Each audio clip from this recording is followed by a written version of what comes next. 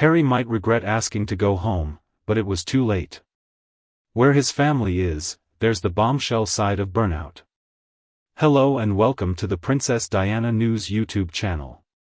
If you've noticed a lot of black smoke coming from some of the palaces and castles this week, you may have witnessed this truly pathetic new ritual known as the olive branch bonfire, because when it comes to the relationship between the royal family and Meghan and Harry, the Duke and Duchess what we see is the flanks of a burned-out bomb where family ties hit record lows. It seems that the extended hand was extended and the peace pipe cost 1 million tears. It will finally be done in September. Prince Harry will arrive in Britain a day before the Queen's death to attend a nursery school award ceremony. But meeting with his father or his brother is not expected. Apparently, Harry will not even attend the private family dinner in Windsor to celebrate Elizabeth II. He will then travel to Germany to compete in the Invictus competition, which Meghan will join him.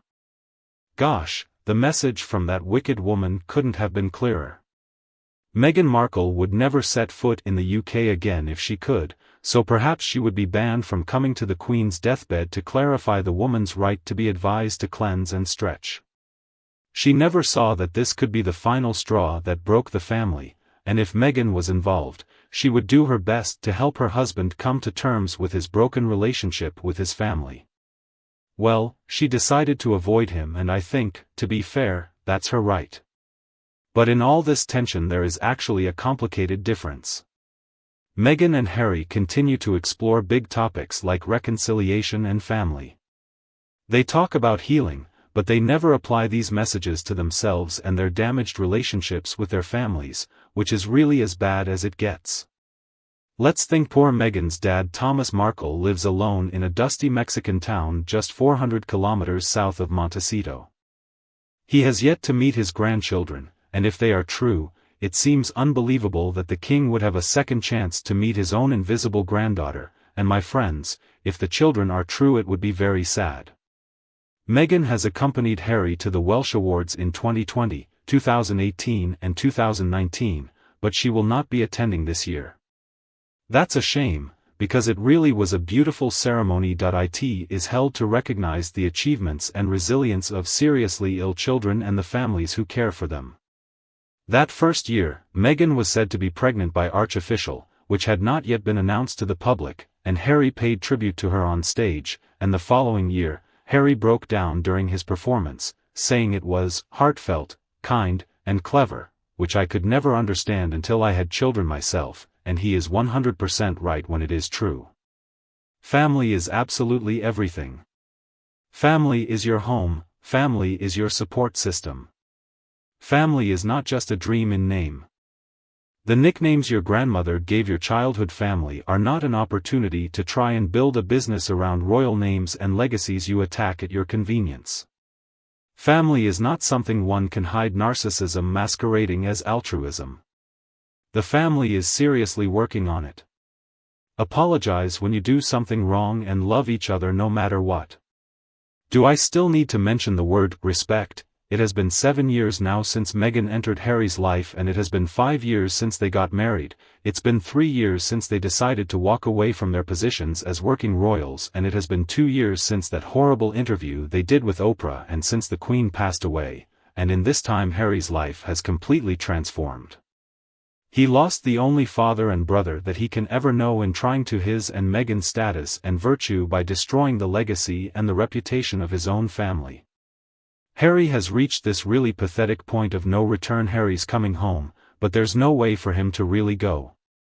His participation in the games and charities like Wellchild is the very best that we're going to see from Harry, but I think the day will eventually come when Harry regrets losing what he claims.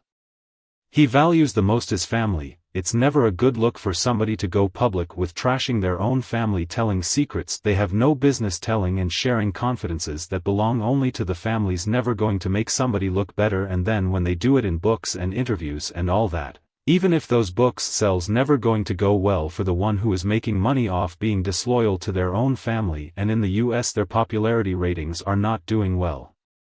I mean, that's been sinking all throughout 2023 as verified by Pollster. Their change of luck is attributed to a few different factors, notably after the release of Harry's book Spare in January of this year. And even though some Americans in the beginning felt sympathetic towards the two of them, still, they haven't fared well in the polls in 2023. And that's because nobody buys the story that they're the victims anymore, and few even did from the beginning. They are all currently facing a brand crisis, and if they hope to save their remaining brands, they had better stop playing the victim card. It also alienates them from others around them. Harry was busy throwing a self-pity party, but it had the opposite effect of what they wanted. Harry growled and raved. His comments made him so unpopular that more than one person advised Harry to stop playing the victim card. For example, a PR and marketing guru Pauline McLaren. She has also said that Harry's pouting and whining just humanizes his target. Both Harry and Meghan's popularity has taken some really big hits in the US. The trend of this downward spiral has continued throughout the summer months, especially after they were called grifters by the Spotify executive and popular podcast host Bill Simmons. Severing the relationship with Spotify has also left a very bad taste in their mouths, as we already know that a lucrative deal they had with Spotify worth $20 million fell apart, and it has been reported that others are only keeping Harry and Meghan at arm's length in a bid to stay in the good books of the royal family, because airing your family's dirty laundry in public is never a good thing, and saying horrible things about your own family is also never a good thing. And as far as Harry is concerned, his tell-all journal definitely has contributed to speeding up their decline. There is more than enough evidence of this because people who live close to them have grown increasingly weary of their attempts to expose the inner workings of the royal family. Neerman is the founder and CEO of crisis PR firm Red Banyan, and he said that it would be wise for Meghan and Harry to consider themselves just how they might have contributed to their own demise. And that is 100% right.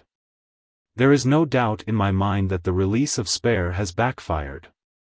I mean, he got so much backlash from that stupid book, basically just a whole ricochet and rebound on the disappointing couple as their attacks and their trying to throw Harry's family under the bus is basically ruining their business deals, and it's also making them less likable and less favored. Spare was a huge mistake, and it's a mistake that Harry is not going to be able to recover from a very long time, possibly ever. Harry is on thin ice now. Not only like Netflix, Harry and Meghan are cheaters, their father, their wanderers and their teeth, and they have been in this row of pity for more than 3 years, since they fled the monarchy in 2020. So both were ugly for about 36 months.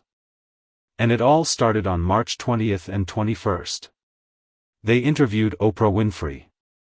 They said there was no storage lock, they said they would tell everything. And a year later, in the Netflix reality series 2022, they insulted Harry's family. And then, recently, Harry's Spare books full of B-notes ended up on our bookshelves. Even if we never wanted to. And you, what do you think about Harry and Meghan? Please let me know what you think in the general section below. If you think my video is interesting, don't be afraid to like it and share it with your friends and loved ones who need it. Subscribe to Princess Diana News to support us. Thanks for watching, bye. We'll be back tonight and see you later.